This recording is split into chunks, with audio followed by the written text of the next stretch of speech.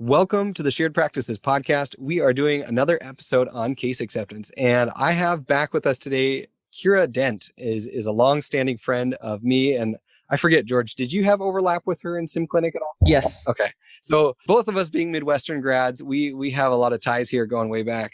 I just love getting on the mic with Kiera, and in fact, this episode blew me away to the point where I said, okay, I want your content in our course. So we are building a course about case acceptance. By this point, by the time you're listening to it right now, it might already actually be out. Kiera has a specific system for doing exams, for what the doctor talks about, for route slips, for handoffs, and all of it plays into case acceptance. And she's got it really dialed in. And so when I heard this episode, when we did this recording together, I was like, okay, let's bring this into the course. And so she was very willing to bring that into the course. I'm excited for you guys to hear some of this on the podcast. And then also, if you're interested in the course, we'll have links to that in the show notes as well. Any thoughts on excitement for Kiera? Oh yeah, no, she always kills it when she's on air. She's one of those guests that comes very prepared, lots of specifics. So she's a great fit for our show. Cool. Here we go with Kiera Dent. Before we get into the episode, we want to take a moment to thank Blue Sky Bio for sponsoring this season of Shared Practices. Our listeners know I can geek out about Blue Sky Bio. This is something that I love and I'm very passionate about. But Blue Sky Bio has realized that for every one geek that exists that loves playing with all these pieces of software and merging files and designing these things, there's probably 4 or 5 dentists that really don't want to mess with all of that. They don't want to be the lab where they're designing their own guides, 3D printing, processing, cleaning up, clipping, trimming, inserting guide tubes. They really don't want to add that workflow by a 3D printer and truly taking the time to integrate this into their practice. Because of this, Blue Sky Bio has introduced something called Lab Pronto. This is truly the Uber of digital dentistry in terms of treatment planning, implants, surgical guides, ortho aligners. The way it works is once you're in the software with all the pieces that you need, there's a button that says Lab Pronto. You click on that, and now there's actually a list of labs with available time that you can choose to send your files to. They can help you treatment plan, they can help you print or design the surgical guide, whatever level you want to be involved with. If you want to do the design yourself and they print it, you can do it that way. If you want more help, if you want more of their involvement and less of your time, they can do that too. You are able to shop with a number of labs that are within Blue Sky Bio's network that understand what they're doing with this software and could really help you out by maximizing your time so that you can do more surgery, more ortho aligners, more patient care, and act less as a digital lab technician. To access these features, update to the latest version of Blue Sky Plan and just click the Lab Pronto button at the top of the software. Okay, I have with me today Kiera Dent, and Kiera has been on the show. I don't know if any of you remember, she actually woke up at 4 a.m. to record an episode with me, and luckily right now we've wisened up and realized that noonish is a lot better than 4 a.m. So welcome to the show, Kiera. Thanks. It's so good to be back. I love podcasting and talking with you, Richard. I think you and I going back to Midwestern days. There's just a fun synergy, and it's always so good to talk to you. So thanks for having me on again. Thank you. No, I totally agree. I was actually, before we called, I was re-listening to your episode on the Dentist Money Show with Reese Harper. Yep. You crushed it on that one. Let me think. I'm going back. Here we go. March 21st, 2018. What would happen if you lost your office manager? So I love the Dentist Money Show. I love Reese Harper. I'm like a big fanboy of his. And you got on there and you just like crushed it with some really specific things about how to set up a budget for your office. It's like with Excel and super easy and anyone can do it. You had some awesome key metrics and the way that you track those. I can't remember what else it was because I didn't finish the rest of it. But I just remember like when I heard that episode, I was like, I have to get Kiera back on. She's just a wealth of awesomeness. And well, thank you. Yeah. So I was re-listening to it at like 2x before we called. So it was just so good. I had to go back. Okay. Yeah. I can only do 2x if I'm listening to someone that I've already listened to before. So I can't do it if it's like the first time I've heard them. So it's like, because I'd heard that episode with you and Reese before, I was like, okay, I can crank this up. Nice. Well, and Reese is awesome. I love him and all of his tactics. Like he makes money's simple. And that's why it was so fun. I really appreciated being on that episode. So thanks for the compliments, but literally Reese is so easy. He makes interviewing so simple. So I give a lot of credit to him as well. Absolutely. I want to get on his show, and I want to have him back on. So it's been a little while. Tell me what you are doing right now. So tell our listeners where you're spending your time and what you're excited about right now. We're going to get into case acceptance. You've got a ton of awesome stuff around that. But I just kind of want our listeners to understand who you are and where you're coming from. All right. Well, my name is still Kiera Dent, and if people write me checks of Kiera Dental, the bank actually cashes those. So that's a new thing. I didn't know that, but no. So I feel really, really lucky. Mark Costas and I are still crushing it in the DSI world, and I feel so lucky to have partnered with Mark. It was kind of a surreal moment because on Monday I went back to a dentist that I worked for 7 years ago, and that was where I was assisting, and I was so immature. It was kind of funny to go back and think of myself as an assistant. And wait, now so this week on Monday you were in an office coaching where you'd previously been an assistant. So kind of, but not totally. Let's not. Okay. I wish that I had been coaching him. I just went in to see the doctor that I feel gave me one of the biggest starts. Sure. I was a bad assistant. I didn't know how to, I literally did not know how to take an impression. I didn't know how to, it was Utah, and I got my dental assisting license in California. So I didn't even know how to coronal polish when I went to Utah, and they thought I was the worst assistant. I didn't remember how to take x-rays. Like, I was a bad assistant. I remember I hit him in the head with the overhead light. I did the fatal move of blowing air into an open socket and just shot blood all over his glasses. I was that assistant. I remember sending the Root ZX across the floor because I knocked it off, and just looking at him oh, I know that's an expensive one. It was just funny things. I hated doing coronal polishing on profies, and so I would give the front office a hard time and say don't put kids under 12 on my schedule. Just funny things that as you grow and you change and you evolve, you realize how ridiculous some of those things were. But it was just fun to see. 7 years ago, I was a dental assistant working in Orem, Utah, and I had no idea where I'd be. And then fast forward, we go to Midwestern. I meet Richard and all those fun students. Fast forward a little more, owned a practice in Colorado. Fast forward a little more, and now I actually just did my first international in-office consulting about 3 weeks ago. Oh, wow. Where? So it was in Australia, and I just booked an office for New Zealand for October. So really fun. Are you going to go do the Lord of the Rings Mordor walk? Go check stuff out in New Zealand. If you're not a Lord of the Rings fan, we can still be friends, but it'll be a little bit not as good as it was before. Well, confession, I haven't watched them all. It's okay.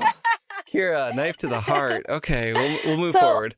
I'll put that on my list, so before I talk to you next time, I'll be able to quote it. Sure. So it's been fun. So now I have 3 other consultants that are on my consulting team, and I feel we have just dialed in how to do in-office consulting. I am really excited because we've also expanded it to, I realized dentists have coaches and we do a great job, but I'm not a dentist. And the main time when I go into an office, I spend the bulk of my time helping the front office because that's the area that dentists, I even know working at Midwestern, dental schools don't teach a lot of front office. And no. So none. So with that, I recognized the need to develop a program to help the front office. So that way, when I go into an office, my time's not sucked giving to the front office and training them. I actually have tools and resources so I can spend my time really benefiting the whole practice. So in January, Mark and I launched Dental Masters, which is our online front office training company. And it's been fun. It's been evolving. We had an online 12-week course for your office manager to really learn what an office manager, their roles and responsibilities. Because I honestly, when I was an office manager, I had no clue what I was doing. And so, from personal experience, what I wished I would have had, we created that. But then I started recognizing that as an office manager, you're busy. You're really, really busy. So to try and do an online course on top of everything else you're trying to do just was impossible. So we actually turned that into the course plus you get a one-on-one coach. So your office manager actually gets a coach that helps them get through the course, really dials in and helps with some of those trouble areas that most of the time office managers aren't really willing to even reach out. They don't even know that there's help out there or where to even go. So we created that, and we have. And so I was asking about this before the show and like looking through your website. I think this is so amazing because a dentist can learn all they want about how to run their practice, and they need to. They need to understand what they want and the systems and the culture and everything they're going to do. But then to turn around and train your team. So say you go away to a conference, you go learn from a consultant, to then turn around and have the patience, the time, the material, the accountability to train your team takes a lot of energy and effort. Mm-hmm. And so for you to build an online platform and coaching for the office manager, that means the dentist doesn't have to take time away to train their office manager. And hey, guess what? If your office manager leaves or you lose them because they have to go do something else, work somewhere else, or say that you had to fire them because they weren't so great, now you've got a whole set of resources and materials where you don't have to start from scratch, and you can effectively train and teach this team member. Right. And that's what I wanted it to be. I feel like everything that I build and create, I have the filter of my Midwestern students in my brain. I think of them as my avatar, and I think of what could I do to help these students that have now gone on, like Richard, and they're these fantastic dentists. And, I have had the circle where I'll actually consult some of the Midwestern students in practice, cool. which is super fun. That's fun. I feel like they saw me as like the little lunch lady that was delivering teeth, and now I come in and consult them. So that's a fun serendipity world. But Kiera, can I have another number 8? Like Kiera would literally hand out teeth to us. She'd be like in the sim clinic with all of the materials and supplies and teeth. And if you like jacked up the tooth next door, or you like prepped your tooth and it looked awful, you'd have to go get another tooth to put in your Typodon. So like Kiera was the guardian of the teeth. I was, and it was really funny. I felt like a tooth lunch lady most days. Like, here's your composite, here are your teeth. Like, it was really, and I was in a cage. I would like pace around in this little cage all day long. But totally. So many good memories. But yeah, so my goal in creating Dental Masters with Mark was to just help all those students, all those dentists out there, that this is a world that's hard. It's hard to learn, and you guys should be learning how to do implants and bigger treatment, because all you can do, like as a dentist, you're the only one that can prep teeth in our office. You're the only one that can place an implant. So spend your time doing that, and let me help give resources and training so you can actually maximize and be more efficient with your time as a dentist. So, and with that said, we then created training videos. We wanted it to be, and maybe I'm a dumb business owner. That's fine. I'm willing to accept that. I just want resources out there for people, so it's totally affordable. And I wanted them to be so dirt cheap that it was like ludicrous for you not even to buy the video. So and it's funny to watch myself on all these videos, but I wanted people to hear how to say things, how to talk money, how to have those hard conversations, like different things in different scenarios. So we built a bank of videos. I think we've got like over 80 videos. We built 30, 60, 90-day scorecards. So when you hire and onboard somebody, you actually have a plan in place instead of the, hey, go watch Susie and let's pray you figure it out. Sure. And then 6 months slips by and you're like, oh, maybe this was a bad fit. We should have caught this sooner. Exactly. And then the biggest thing that I'm really jazzed about was we actually built, like my hardest thing as an office manager, beyond knowing what I was supposed to do, was trying to get that like beast of an operations manual or office manual put together with all the protocols so my training could be so much stronger for my office. So this year I wanted it to kind of be like scrapbook style, like plug and play, drop it in. That seemed like the easiest way. And so we built a 650-page office manual for doctors to purchase. And it's literally it's so simple. I broke it down. I have every single position. There's job descriptions and accountability measures and end of day checklists, and like just the whole routine of what happens from when they start the day to when they end the day. Yeah. And then we have all of those protocols line up with basically a glossary of every single protocol in your office with templates of how to create them. So it's so simple. And then I also have a design graphic team that will take it, and you guys just type it all up and they will literally design it all for you. And it's beautiful. It's so easy to do. And that was what I wanted. I wanted to take that monster of a project that I could never wrap my mind around and make it so you guys have something that you can tangibly finish. It's like both a template and like it's not a blank template. It's like a template that's filled out, but then you can edit it or change it and add in all of your specific info if you don't like the way that it is, and then send it back, and they'll do all the formatting and the digital stuff to make it look nice and fit, and then bring it back, and you've got this polished office manual. Exactly. And then they also check in with you every couple of months to make sure that you're using your operations manual. So it doesn't just sit up on the shelf and get dusty, Right. but they actually have set times to follow up with you, give you ideas of how to use your operations manual in your monthly meetings. So trying to keep it a living, breathing document for you, and Cool. they'll do custom edits for you. So that's been my world out there, Richard, since I last spoke with you. And it's just been fun. My goal is to always give back and make dentistry better in whatever way I possibly can. That's exciting. No, that's really cool. And I'm excited that I love your mindset of just like, how can we offer resources that don't add the load on the dentist to like have to do all of this themselves? Like, how can we make this easier and take away that burden? And that's like exactly the kind of service that I want to pay for. So, what is your website? Because I tried to find you guys and I went to the wrong website. So give me the right website. I need to buy out Dental Masters at the dental lab because everybody goes to just Dental Masters. So dentalmasters.com is the wrong website. You will see like a lab, like it's like milling something and then it's like pulling something out of the oven. And I'm just like, this isn't Kiera. Who is this? I'm giving them tons of free SEO, but yes. It's dentalmastersnow.com. And if you can't remember Dental Masters Now, just remember Dental Masters Snow. I learned that you should always have somebody double check you before you name a website. So Dental Masters Now or Dental Masters Snow, either one, you'll get in there. Wait.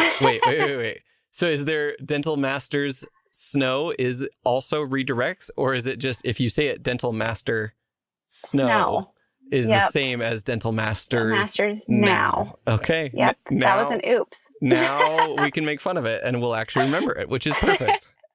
Exactly. So Dental Master Snow. Dental Master Snow. Okay. Dental Masters Now will get you there, and there's everything in there. That was we originally wanted it to be Becoming Dental Masters, but there was a website glitch and we had to quickly change the name last minute. And then somebody was like, "Why did you name it Dental Master Snow?" And I'm like, "Oh man, the moment." Now we need to come up like a backstory for who this Dental Master Snow is. It's like exactly. Oh, that's great. Well, cool. Well, so now everyone kind of knows how they can incorporate what you're doing into their office if that's something they're interested in. Let's talk about some of the experiences you've had as a in-office consultant. So we're doing case acceptance. And when I initially thought about this season, I thought it would be like, okay, what are the tools and language we're going to give to the dentist to be able to be better at case acceptance? But what I've since realized is that the dentist part in case acceptance is actually kind of like the smallest part.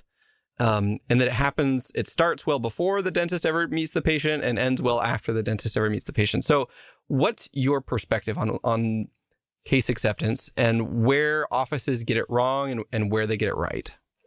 Okay, so I'm really happy to hear your perspective because I'm going to offer a different opinion. Perfect. Because I think that the dentist holds so many keys within case acceptance. Okay.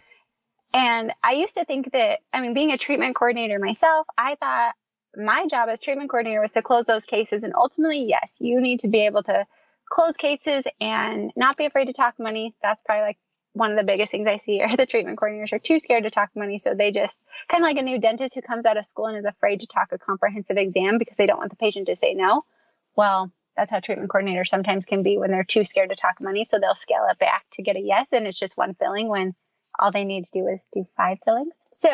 But I think if the dentist can be the central piece that actually is directed in their exams, and I've done this, and I think I'm so confident with this because I've literally taken an office from 49% case acceptance to 100% case acceptance in one day with utilizing this process. Because I was watching and I watched a lot of exams. I go into offices. We have 130 offices right now that we go in office. Uh-huh. So I feel like I get a lot of data from hands-on from multiple offices literally across the world. Yeah. And what I watched was exams are dicey. Exams can be really funny. And I think it's because dentists just don't have like a model was what I was realizing. They don't have their flow when they go into an exam. Some dentists do, and they do fantastic. Other dentists don't. So what I did was I created a system where you don't miss it. And I've implemented it probably in 5 practices in the last week, and they're dialing it in and they do so well with their case acceptance. So I call it the NDTR, and I write it on my route slip. So that way this is not forgotten. So in case a dentist forgets it in the exam, the assistants are catching it. And this written on your route slip. Everybody knows I am so big on route slips because I want a piece of communication from the front office to the back office and back to the front office. So we're all on the same page. Yeah. So we can dive into route slips another time, but you write literally on the route slip or whatever piece of paper is going to follow this patient throughout the day, write NDTR, and that way, and have your front office be like the keepers of the gate to where they won't let these route slips or these papers come through without them being filled in. And so what the NDTR stands like, you're, for... You're killing me. I'm like, what's the NDTR? What is it? Yeah, what is it? Tell me. Okay, well, and it's funny because I have not come up with a good acronym to help people remember it, but a dentist on Friday said he's a brand new doctor, and so the way he remembers it is new dentist, tough road. So if anyone wants to remember, I thought it was hilarious. It made me laugh so hard. That's great. But basically, the N stands for the next visit, the D stands for the date range, T stands for time, and R stands for recare. So dentist, I need you to do the NDT. So when you're doing your exam, preface the patient. Okay, Kiera, so what I'm going to do, we've looked at your x-rays. I'm going to lean you back. I'm going to take a quick look through your mouth. I'm going to say a couple of numbers to my assistant or my hygienist who's here, and then I'll explain it and recap it to you. Dentists go in, you do your comp exam, you look for everything, tell the numbers, whatnot. Set the patient back up, come forward so you're facing the patient. A lot of dentists sit behind the patient, and I feel like lock eyes with your patient, you'll get better case acceptance. Yeah. And at this point, you're going to then tell your patient, all right, Kiera, so we said a lot of different things. What we need to do is we want to start up with the upper right. I don't care where you want to start. Pick your biggest burning fire. If it's what the patient, obviously pay attention to what the patient said beforehand, which your hygienist and assistant should be prepping you on beforehand. Yeah. But wherever it is, you pick your starting point. You'll say, we're going to start with the upper right. I'd like to get you back probably in 2 or 3 weeks to get that started. And it's going to take about an hour and a half to get that done. Boom, right there. That's how you do it. Because, so there are so many other things, like we can talk about persuasion on your health history forms, which is so true. Proactive versus and preventative, like getting your patients to really get in that mindset. I believe so much in the Cialdini principles. Absolutely. So you should incorporate all those. But since I only have a snippet of time to really get the listeners to have something tangible that they can take, if dentists will use this model, I promise your case acceptance will skyrocket. Because So why? Let's go into the nuance of this. Yeah. That's what I want to talk about. So the reason why is because, so when we go into a new place, think back to like when you're in dental school and you have a teacher, or like even me, when I come in, I'm like, practice management guys, like office managers, they're so great. And I just start rattling off. That is common jargon for me. Same thing with our patients. We talk about like MODO, we need a crown, root canal, all these different things. And to a patient, they have no clue what that means. This is not a common world for them. So already we have the stage where they're just listening and they're hoping and praying that all those numbers don't mean cavities, or they have no idea what we're even talking about back there. And so what we've done is we've created this swirling mess where their brains are already thinking of too many options. Okay. Some of the main reasons patients don't accept treatment are they don't know what they even need to have done. Okay. So that's a big one. They don't know what needs to be done. They don't know how long it's going to take. They cook up these stories in their minds that, a crown's going to take 7 hours and I'm going to be here all day. They don't realize it's short. It's a quick, easy appointment. And the other one is obviously finances. So those are 3 main barriers that patients tend to have as to why they won't accept treatment. By you giving this NDT to your patient, you've eliminated 2 of those barriers already. You've told them what the visit is. They know they're coming back for the upper right and we're going to do a couple fillings up there. You already have it solidified. They know where to start. They heard a bunch of numbers, but they know exactly where they're starting.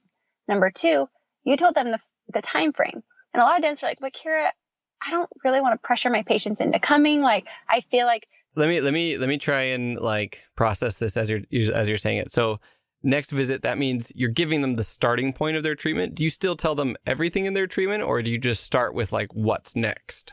I recommend that you have it up on the screen if you can, but you'll let them know like, okay, we have some treatment that needs to be done. We've got cavities in all the different quadrants. However, I want to start on the upper right. There's 3 fillings there, or I want to do the upper right and the lower right. We can do both of those in one visit, maximize your time.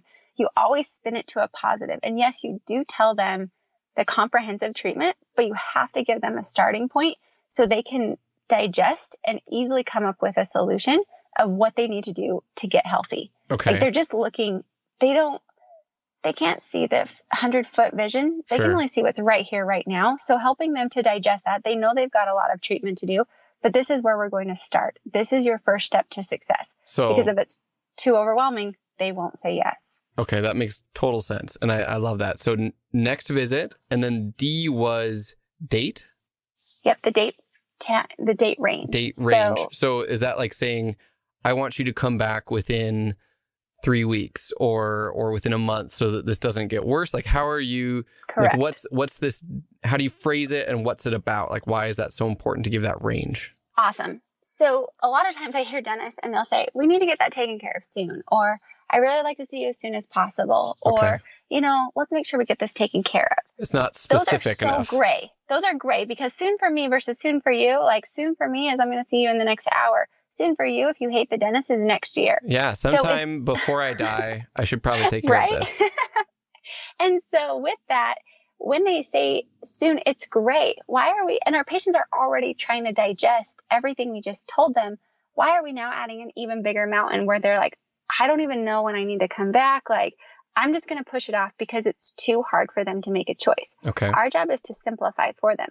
Now, dentists get really, they think about this one a lot because they feel like, and I love dentists because your brains think about every single possible scenario, which is fantastic. That's what makes you really good at your job. But they're like, well, Kiera, this crown might not need to be done in 3 weeks because am I really pressuring them? Like, I don't want to create undue stress for them. Like, and they'll have an internal struggle on like this. Push back on this point. So yes. What do you tell them at this point? And also I want to hear what range you typically kind of want. I mean, Sure. It depends on the treatment and, people can be flexible with this, but what do you recommend? Great. So I feel like, okay, bottom line is you just diagnose treatment. Yes, that tooth theoretically could last for the next 7 years and not break off. That is true. You could have decay that's in there and it won't go anywhere for the next 20 years. Sure. Those are all true. But the other truth is tomorrow it could explode. Tomorrow it could break off. Tomorrow it could have these problems. And the point is, if you're diagnosing it, why are we allowing them to wait 3 months? If you diagnose it, it's a priority and you need to make it a priority. And so that's where I think dentists, if they're confident with their diagnosing, you have no problem putting a date range on this. You're not manipulating. You're not forcing them. You're just letting them know this is important. And this is when I would recommend getting it done. That's all you're doing. And I typically, so it depends. If your schedule's wide open tomorrow, you might want to say like, hey, I recommend we get it done in the next 2 to 3 weeks. I like 2 to 3 weeks because it's not immediate and it's not too far away. It's a really solid in the middle. So you could say, let's say tomorrow's wide open. I always think VIP customer service because that's, I believe, the best dental practices. Yeah. And I'd say, hey, Kiera, I recommend, we're going to start with the upper right. We've got 3 fillings to do there. I recommend we do it in the next 2 to 3 weeks. We want to make sure we get it taken care of. You do have active decay. However, I do have an opening tomorrow. So if that works with you, we'd love to get you in sooner. And just so you know, it's probably going to take about an hour and a half to complete those 3 fillings. That's all you have to say. That's the T, right? Correct. NDT. And what's the R? The R is for recall. And I always want recall on there because now this is where we go from our case acceptance. So our dentist says that and then get out of there. Don't linger longer. Move on, doctors. Don't stay because we don't want you getting into prices. You don't need to talk money. That's not your job. If they ask you like bigger cases, sometimes like with implants, patients say, well, how much is that? You can give them a ballpark of like, that's about $3,000. A bridge is about $3,000. But reality is, I don't know the numbers. Sally up front is going to be way better at that than I am. And you move on to the diagnosing for them. Okay. So you recommend that when it comes down to it, they're laying out these specifics, the need, and what we're going to do next, the time range, the date range, and how long it's going to take. And then, like, what about their other questions or, concerns that they have? Is that more assistant treatment coordinator, or do you think the dentist should kind of linger and talk about that kind of stuff? I feel like train your team. So let's step it back a little bit. Okay. 1, have your forms talk about proactive, preventative if the patient's that way, because then you can use that same verbiage as you go throughout. Number 2, train your assistants and your hygienists to quote unquote tee up your patients. So they should be talking about these things. They should be taking the intraorals. Intraorals are going to help your case acceptance exponentially because if a patient can see those pictures, they can co-diagnose with you. You're going to get much better acceptance and they're going to know you're not lying to them. Yeah. So if your hygienist or your assistants are really good, let them know. Some offices have them take a picture of every single tooth. Some have them do per quads, but intraorals, if you don't have one, buy one today. Your case acceptance will instantly go up. Absolutely. So you do that. Yeah. And then your hygienist, like calibrate with your hygienist. teach them, like, when I see these cracks, I'm going to recommend a crown most of the time. When I see this, I'm going to recommend an implant. When I see this, I'm going to recommend gum grafting. So that way your hygienist can look and see. They can start educating your patients. All those questions, they can pretty much answer before the dentist even walks into the room. Dentist comes in, you reconfirm treatment, you talk about this NDT, and then from there, if the patient has questions, answer them, because I believe that firm education from the dentist, along with a directive of when to do things, is what's going to create better case acceptance for you. Okay, cool. When it's taught in the back office, because by the time they get to the front office, they should know exactly what they need to do, when they need to come back, and they should know why they're getting the treatment done. All the front office should be doing literally is figuring out finances. That's it. In a perfect flowing world, that's how I believe it's the best way to do it. Some offices do it differently. And let's just clarify, I think this is more for like your standard crowns, fillings, root canals. Sure. When you get into implants, there's a little bit different process to close those cases, but there's still the same flow to it. Well, so I like this idea that you're laying out, that your hygienist is talking about the needs and the probable treatment. The assistant is also talking about the same thing. So when by that point, they've probably heard the concerns from the patients, and they've already probably answered and addressed some of their questions, but then they've teed you up, like you said, to both. They've already brought up the treatment. They've already brought up the concerns. Now we can ask the doctor those questions if they still have more questions after your team is kind of addressed what they could. So that by the time they get to the dentist, this is like the third time or the second time that they've heard this, and they've already kind of had some of their concerns filtered and answered and taken care of. And now their most kind of pressing concerns, that's the stuff that the doctor can educate them around. Correct. And I love that you brought this up, because a lot of times there's the like doctor recap outside of the room. I'm a pretty big proponent to recap in front of the patient. I know it takes a few minutes. So as soon as the doctor walks in, hygienist or assistant says, "Hey, Dr. Lowe, this is Kiera. I showed her x-rays and I showed her intraoral. She knows at number 30, she saw those cracks on there." And hopefully at this point, if the patient's been educated, I would chime in and be like, "I know it's probably going to be a crown." And the hygienist says, her concern is number 14 has really been bothering her with hot and cold. And we talked about the possibility of it being a root canal. She saw that the darkness up on her x-ray. But I told her, you take a look, and she's super excited. She's going on her summer vacation, wherever. So, and I love that happening in front of the patient, because when it happens outside of the room, you can definitely do your recaps outside of the room. I think that's great. You can give more information that the patient, you don't really want them to hear. But saying it in front of the patient also helps increase case acceptance and lowers the number of questions that you'll actually have to answer. Because the patient, all they know is that they told the hygienist. They have no idea at this point that the doctor actually knows what they've talked about this whole time with the hygienist. Right. So if you can have that quick little handoff inside the room so the patient knows that they were heard and that we're repeating the information that is most pressing for them, that's going to save the doctor so much time answering questions, because we've already addressed them.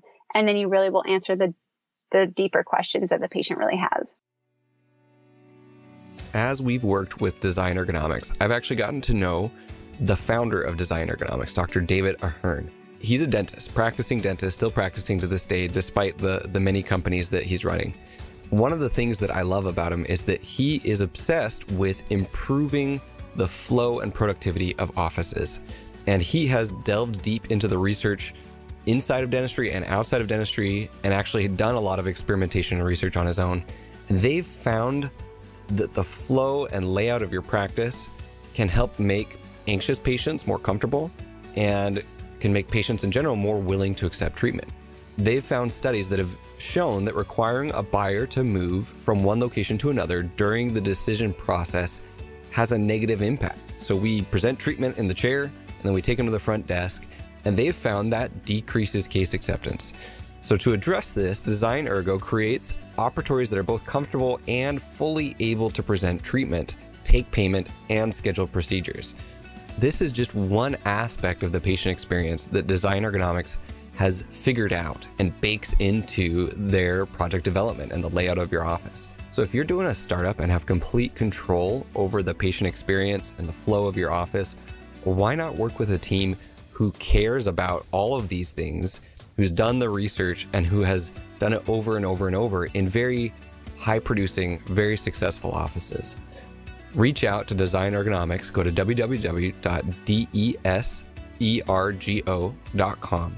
We've arranged for exclusive discounts on a wide variety of services, so be sure to let them know that you're a Shared Practices listener. I believe that we did route slips on our interview when I had you on the show originally. So this ties back into route slips. And so when the handoff to the doctor, when the hygienist is bringing the doctor in, so you're saying, don't do this in secret out in the hallway, do it in front of the patient, which feels weird because you're talking about someone else who's in the room you've spent all this time with. But at the same time, it's almost like there's like a weird warm fuzzy that people get when they're being talked about. Right. You know, it's like they feel heard and they feel that like, okay, the hygienist knows what I care about and like the important things and is communicating that information to the doctor. So it's like, rather than it being weird that like you guys are talking about them right there, it's more of a way of like validating, like, no, these are the concerns that the patient has and I'm passing them along. Here's what they already know and what we've already talked about. I think it makes total sense to me, both why people would not want to do that, but it also makes sense why it really works and why it's actually really effective. Sure.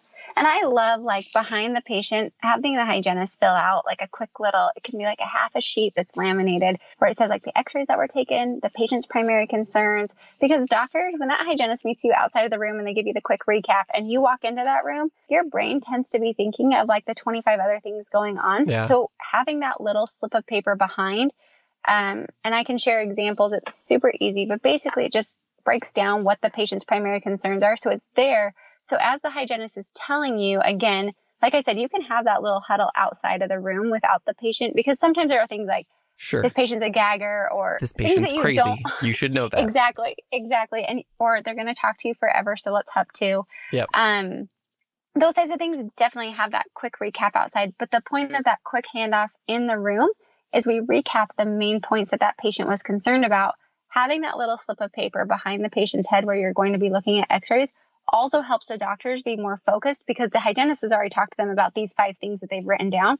So you already know patients most likely educated on these 5 areas that the hygienist wrote down. I can look through, quickly figure out my exam, either confirm or deny what the hygienist said, and move along to my exam and give them that directed approach. So it works really well. Utilizing your hygienist, I believe, is a massive, massive, massive way to be more efficient with your time as doctors, as long as you use them correctly and train them on what you're looking for and how to help, quote unquote, co-diagnose with you. That's awesome. Well, and I love the fact that you still recommend, even though you're kind of doing this out loud recap, the written down thing, because I'm the type that like, I'm a talker. And once I sit down and start doing the exam with the patient, I'm going to be talking to him about other stuff while I'm, doing my exam real quick. And to have that there visually to keep me back on track and to remember all the things that we talked about, like I wouldn't need it all the time, but the times I needed it, it would be really nice to just have a visual in addition to auditory. Everyone does things differently. Right. So I think that's awesome. So that handoff, you've seen doing that out loud increase case acceptance. Most definitely. Yeah. Well, but that handoff also, more than anything, it's going to make the doctor's time much more efficient, and you won't have to spend as much time answering questions. So, and not necessarily that it will help with case acceptance. I think it does, because the patient hears it again. But more than anything, it just makes your time so much more concise in that room. But the big area, the biggest swing for that case acceptance is the doctor giving the directive.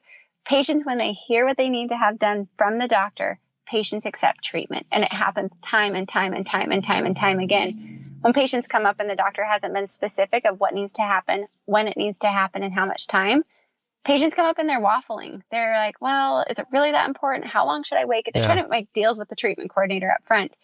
Whereas if the treatment coordinator, it's written down on the route slip. So they literally can be like, well, Dr. Lowe said we need to get you back in 2 or 3 weeks for an hour and a half. Let's make sure we get you in. And you just go right into scheduling and then figure out the finances. It works like magic. That's awesome. So for this, the front desk, do you recommend a treatment coordinator that's a separate person from the person who's at the front desk answering phones and taking patients in? Like at what point do you recommend someone dedicated to treatment coordinating? So anyone who knows me knows that I am not a big fan of one solo front office. Okay. I don't like it. I think it's that's where embezzlement happens all the time. And it's usually when there's only one person working up front. So just for people to be covered, I say just have 2 people up front all the time. People are like, but Kiera, my overhead. And I'm like, I know my offices sit at 50% overhead is what I aim to get them at. So I'm super aware of overhead. But having 2 people up front, even when you're not a super busy practice, because that's the hard part. I hope that bringing on 2, you're motivated to be more productive, and using this NDTR, you're going to get your books filled more. But I like to have 2 people up there. I like to have one person who does the scheduling, answers the phone, checks patients in, and then the checkout person is typically your treatment coordinator. Or if you're in a smaller practice, that treatment coordinator is also your office manager. And really having them, I like it because when there's a set person who does the bulk of it, even if you can have multiple people that do it, but one person is primarily over that, I like them to follow up on all their treatment plans that didn't schedule that week. I like them to track how they're doing. That way you can see, hey, we're not scheduling my root canals. Why are my root canals not scheduling? I need to do better with my exams. Or, gosh, my implant cases really aren't scheduling. I wonder why. I need to switch something up there. So having a designated person to follow up on the calls, who knows what's going on and is a sole person on it, I personally prefer that model. And I like them to also track with a treatment tracker, just so I can see what types of procedures are being accepted versus which ones aren't, and how we can fine tune that to make sure we dial in that case acceptance.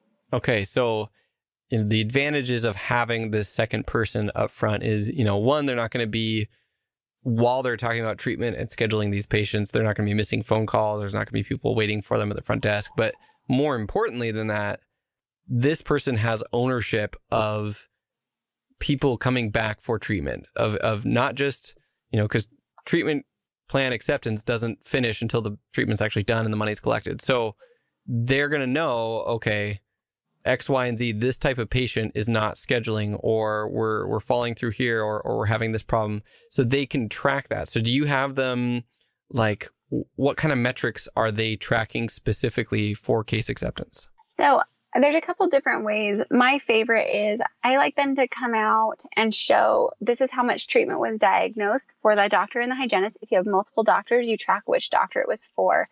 You track how much was scheduled. Sometimes your treatment plan is going to be $14,000 because it's huge. There's multiple steps. So it's per visit that could actually be tracked. And then you say the date that they scheduled. And if they don't schedule, you write down why they didn't schedule. Was it money? Was it talk to the spouse? What was the reason they didn't schedule? And then schedule yourself a follow-up call. So I like it to be 2 days after they are seen and they don't schedule, you call them. And then 2 weeks and then 2 months to follow up on this treatment. 2 days, 2 weeks, 2 months. Easy to remember. Super easy. So the new dentist travel, what was it? The new Dr. Tough new Road. Dr. Tough Road, NDTR. TR. And then the other one is the 222 follow-up. So between those, then you're really following up with all your patients. You're following up with what's going on. You're making sure that they're really being taken care of and they're not slipping through the cracks. So, and if you're tracking all those different things, then at the end of each week, there are a lot of metrics that are being used by other people that they, different metrics and things that people are using that they could. If you get run over right now, I don't know where you are, but it sounds like there's cars involved. No, you're fine. You're just fine. The metrics that I have them follow are like tracking which doctor and which hygienist, and then following up on that. And if you have one person who's accountable for that and you're tracking the sheet, you can then, as a dentist, I usually have it as a shared Google Doc. And then you can hop on there and see which one of your cases didn't accept, which ones did accept, why they didn't accept, and different things like that. Okay. So the patient comes to the front desk. You're huge on route slips and handoffs. They give them the route slip. Are they tracking on the route slip, or are they tracking on the Google Doc treatment, the amount of treatment that was presented, the amount of treatment that was accepted, what was scheduled? Where is this all happening? So a lot of people use metrics like Dental Intel or Divergent, which are fantastic. I'm old school, but I like to actually see what treatment is coming through. So you're tracking all those metrics on the Google Doc, but you can also use Divergent and Dental Intel to track those metrics easier for you. Okay. But I also think that the advantage of being old school and of manually tracking it yourself is that it forces you to pay attention to it. Whereas if you have this automatic tracker, it's easier to look up the data. If Right. compared to if you weren't doing it yourself and you were trying to implement that and you're like, oh yeah, we forgot to track this, we forgot to put it in.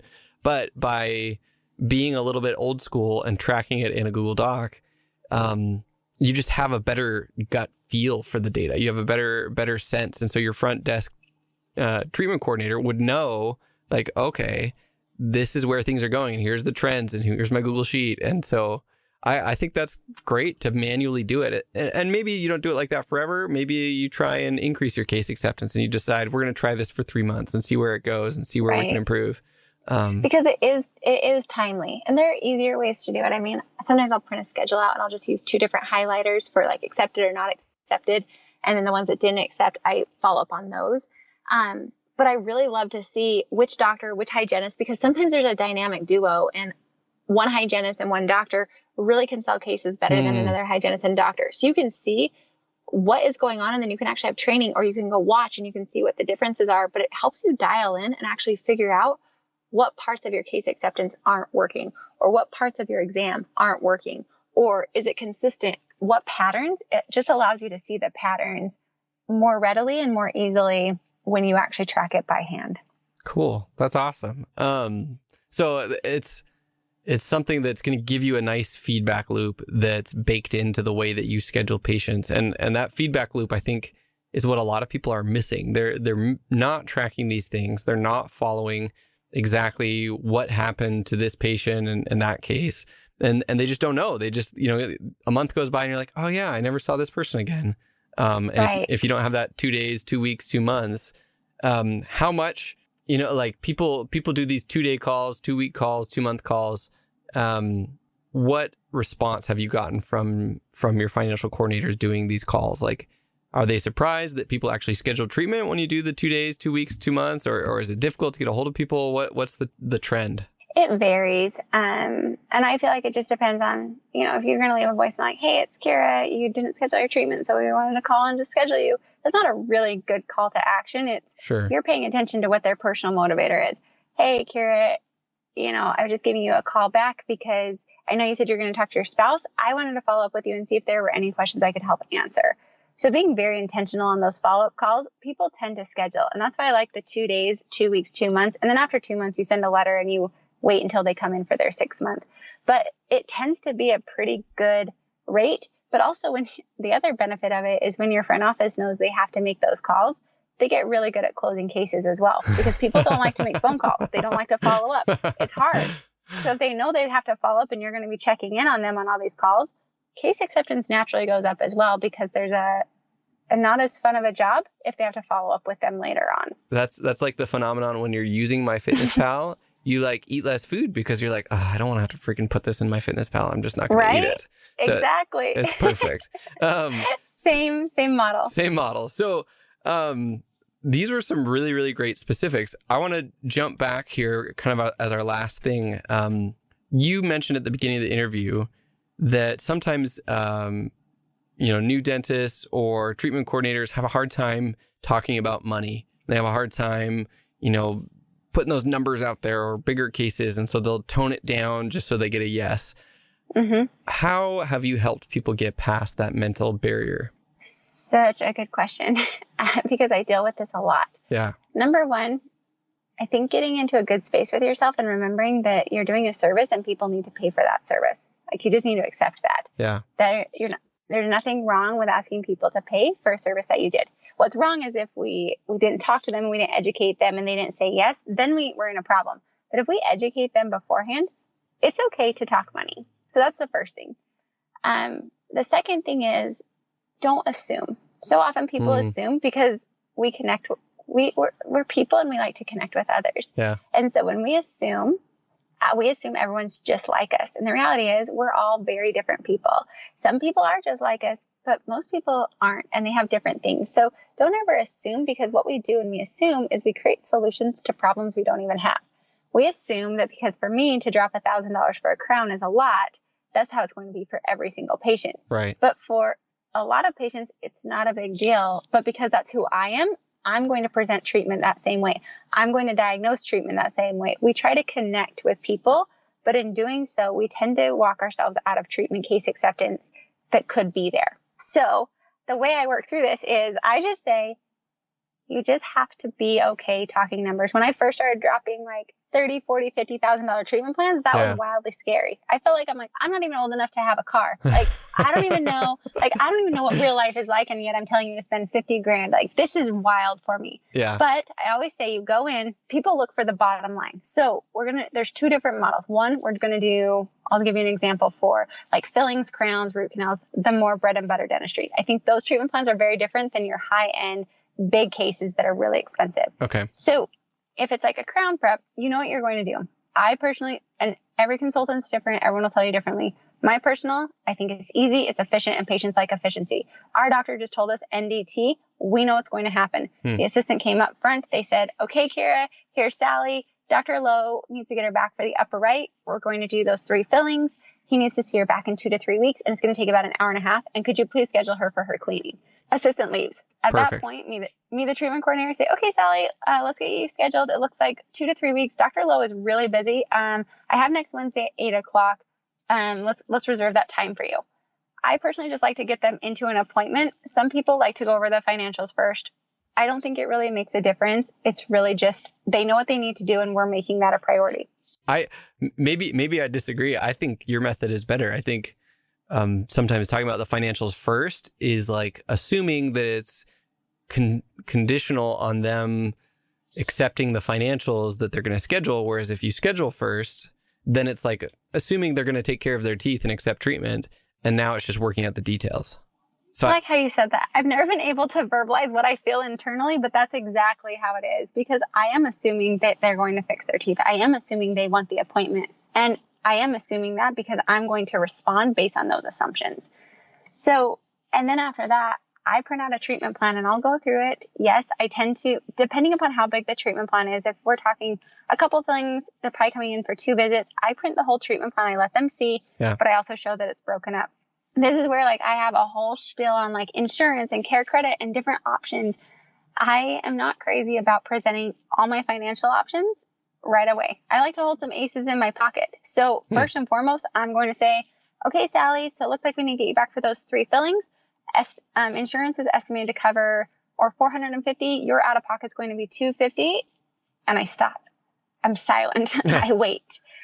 I don't go on because people tend to rattle and go on and be like, so that doesn't work for you. We can do care credit and we can break it up in payments. And honestly, we'll just give it to you for free. Right. Like they literally will just roll all the way down. So you just say the first full price of what they need to pay out of pocket and you're silent. So let them process. Let them figure out, can they afford that or not? When are you allowed to speak again? Do they speak next? Like you're like, okay, insurance is, $450. Your out of pocket is $250. And then you just wait. What do you wait for? What's the next step? Usually what happens is they'll be like, okay, that sounds great. I'm like, great. We've got you on Wednesday. We'll see you at $250. And they're like, perfect. Sounds great. You have them sign the treatment plan, scan it in, send it with them. If they're like, they start to hesitate and you're watching their body language and they're like, I don't go in and say like, well, let me give you financial options. I say, all right, let's work through. My job is to help you find the solution to get your treatment completed. Tell me kind of what the struggle is. I let them tell me what's going on. They're like, gosh, $250 is really hard for me. I'm like, okay, what could you afford? I don't go into a solution of like, well, if I did care credit, I could get you down to $50 because I'm assuming that they can only afford $50 at that moment. Right. I'm assuming all these different things. So I ask those questions from the patient to give them a solution for what their real problem is, not creating a solution to the problem I think they're having.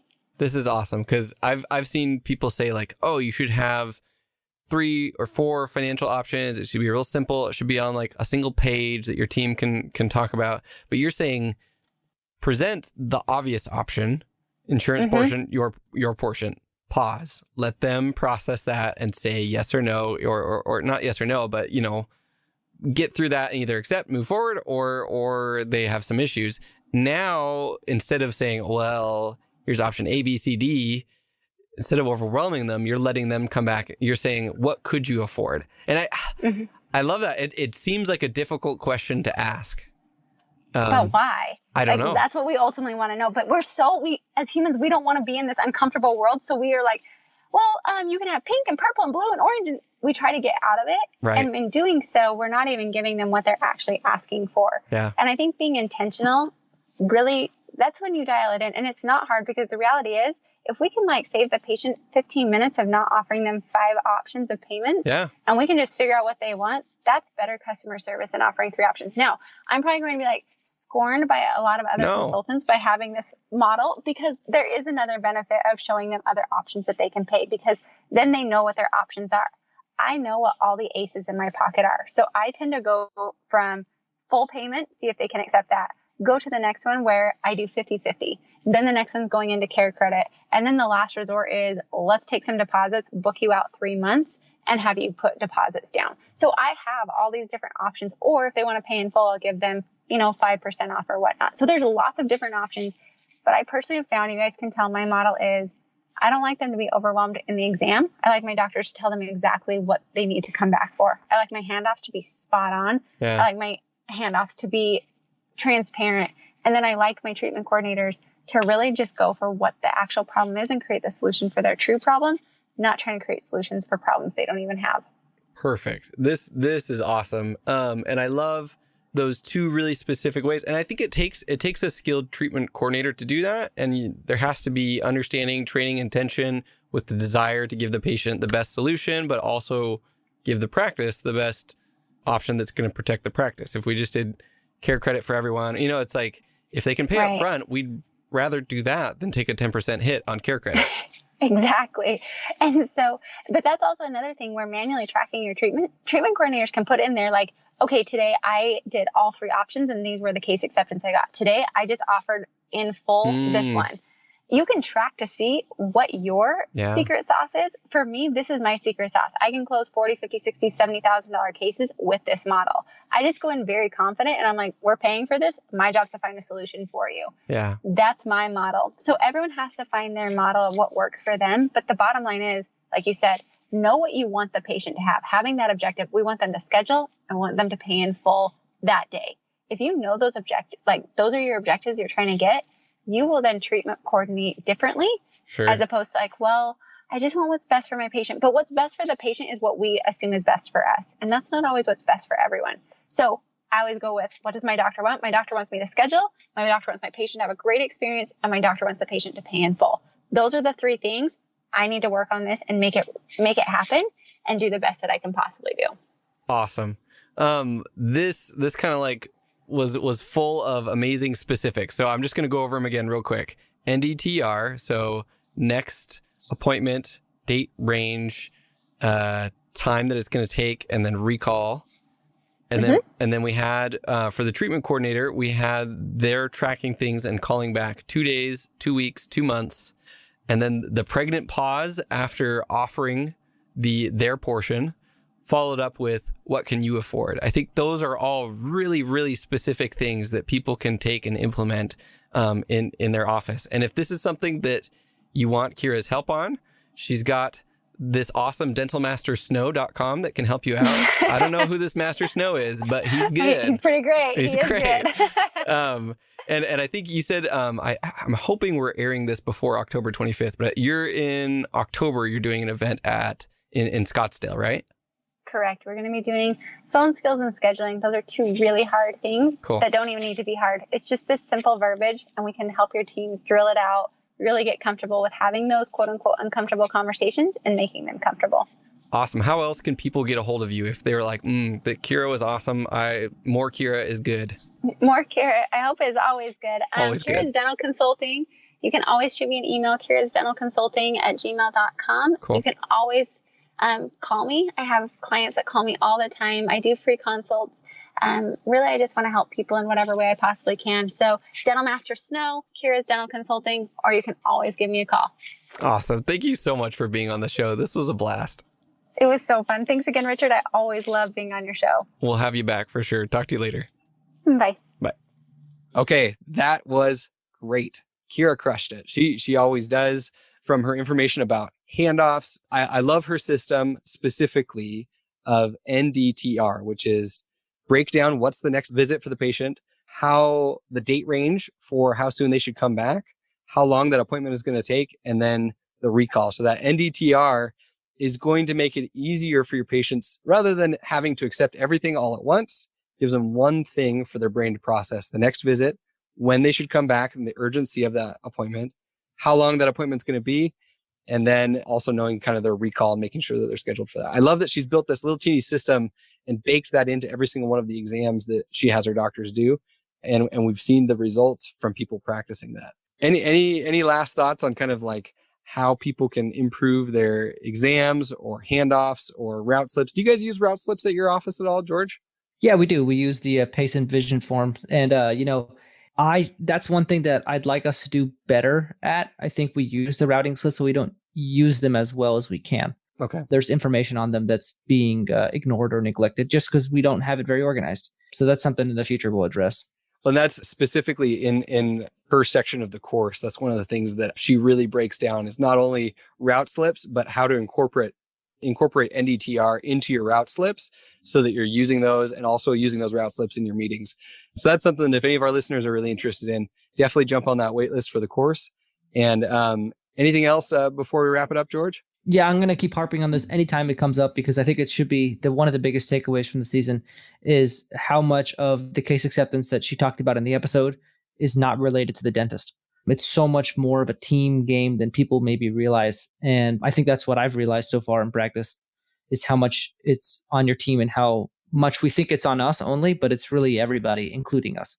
Cool. That was, like I said, another phenomenal episode. Thank you. And we will talk with you guys next week on the Shared Practices podcast.